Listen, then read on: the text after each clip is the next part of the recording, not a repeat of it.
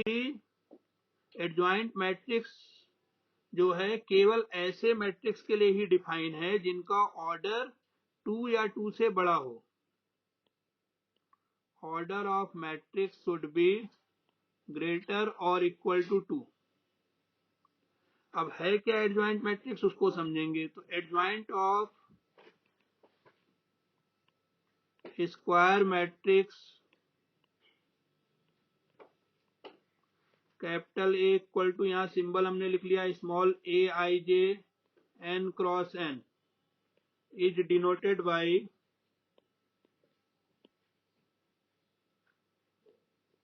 Adjoint of capital A. ऐसे लिख लीजिए या ऐसे लिख लीजिए, इस तरह से डिनोट करेंगे।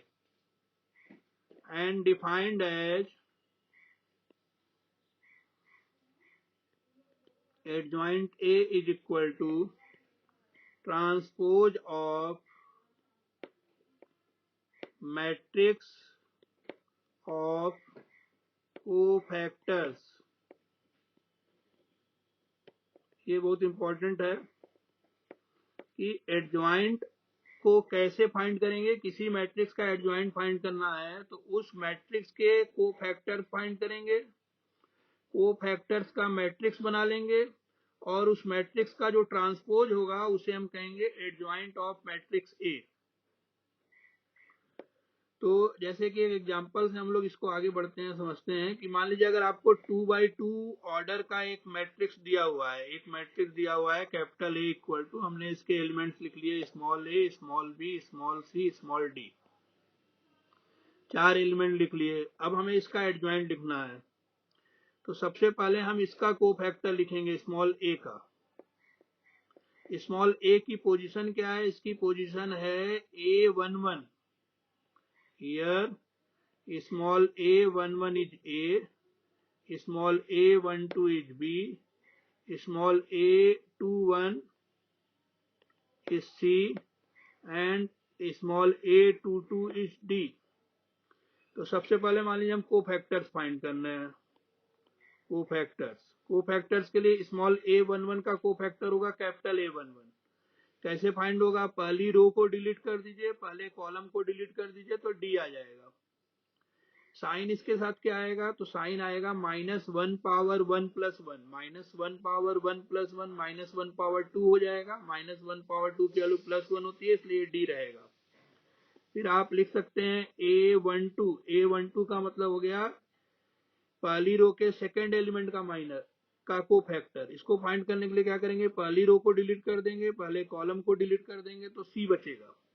अब सी के साथ ध्यान रखना है यहाँ पर कि यहाँ 1 और 2 लिखा हुआ है इसका सफिक्स, तो -1 के पावर में 1 + 2 लिखेंगे तो -1 पावर 3 हो जाता है। -1 पावर 3 की वैल्यू माइनस में आएगी, इसलिए -3 हो जाएगा। अब हम कोफैक्टर फाइंड करेंगे स्मॉल A21 का। स्मॉल A21 के कोफैक्टर को लिखेंगे कैपिटल A21।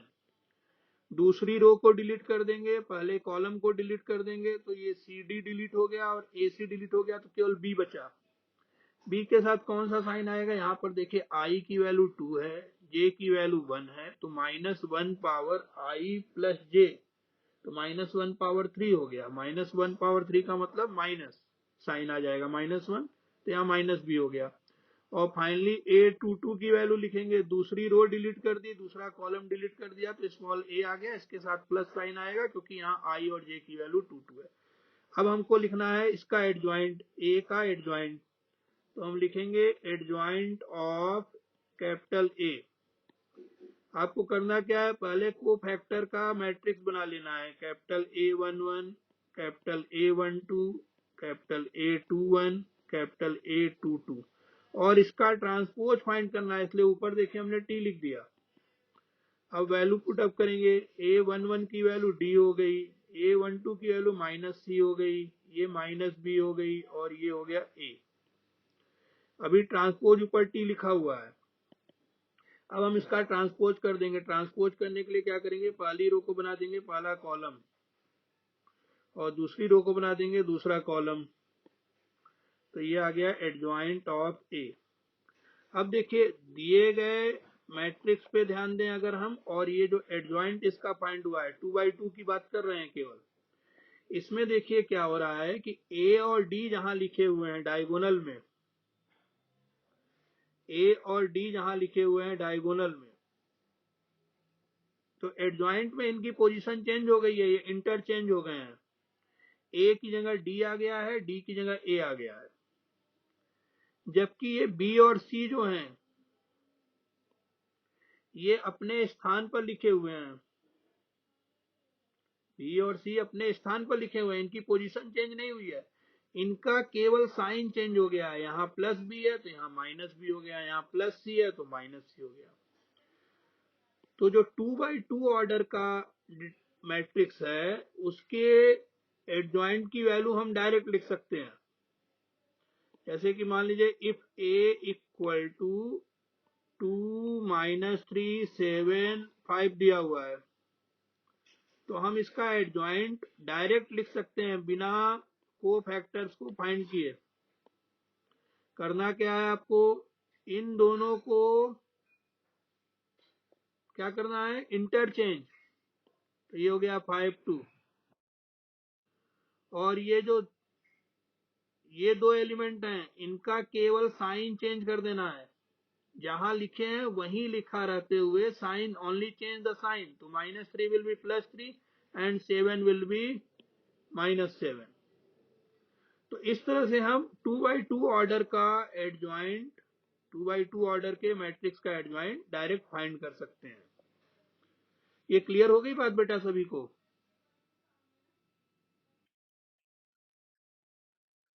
हाँ, तो ओके बेटा, 2x2 के लिए आपको डायरेक्ट डायरेक्ट लिख देना है। बेटा कोई अनम्यूट कर लीजिए जिन्होंने नहीं किया अभी। अब देखिए मान लीजिए 3x3 ऑर्डर की हम बात करते हैं। कैपिटल ए जो है 3x3 ऑर्डर का एक आपको मैट्रिक्स दिया हुआ है। इसके एलिमेंट हम लिख लिए A11, A12, A13, A21, A22, A23, A31, A32, A33। अब अगर हमें इसका एडजॉइंट फाइंड करना है तो यहाँ पर इसका adjoint of A will be, आपको करना क्या है, पहले सभी एलिमेंट्स का को फैक्टर फाइंड करना है। यहाँ देखिए कोई शॉर्टकट नहीं है। स्मॉल a11 का जो भी को फैक्टर फाइंड करेंगे वो कैपिटल A11 होगा जो यहाँ लिखा जाएगा। कैसे फाइंड करेंगे, तो पहली रो को हटा दिया, पहले कॉलम को हटा दिया, जो 2x2 ऑर्डर का डिटर्मिनेंट बचा उसकी वैल्यू कैलकुलेट कर ली। साइन थोड़ा सा अगर 3x3 के लिए हम लोग याद कर लेंगे तो हमें माइनर के साथ केवल उस साइन को लगा देना है। जैसे यहाँ पर i और j की वैल्यू A11 के लिए 1 है, तो -1 पावर 1 + 1 विल बी -1 पावर 2, और वो आ जाएगा प्लस। अब A12 के लिए अगर बात करें, i की वैल्यू 1 है, j की वैल्यू 2 है, तो 1 + 2 जो है 3 हो गया, ऑड नंबर है तो -1 पावर 3 विल बी -1, तो माइनस साइन हो गया। A13 के लिए साइन फिर से प्लस हो जाएगा, ऐसे ही A21 के लिए माइनस हो जाएगा क्योंकि 2 और 1 लिखा है, A22 के लिए प्लस हो जाएगा, फिर यहाँ पर माइनस हो जाएगा, फिर यहाँ पर प्लस माइनस। तो अब हम क्या करेंगे, यहाँ पर आप को फैक्टर जब फाइंड करेंगे तो को फैक्टर फाइंड करते समय आपको ध्यान रखना है कि करना यह है कि माइनर के साथ इन साइंस का यूज कर लेना है जो यहाँ पर लगे हुए हैं इसके अकॉर्डिंग, तो आपको को फैक्टर मिलते जाएंगे। तो पहले क्या करेंगे, एडजॉइंट लिखना है, एडजॉइंट ऑफ ए, तो हम सारे को फैक्टर फाइंड करने के बाद इस तरह से लिख लेंगे।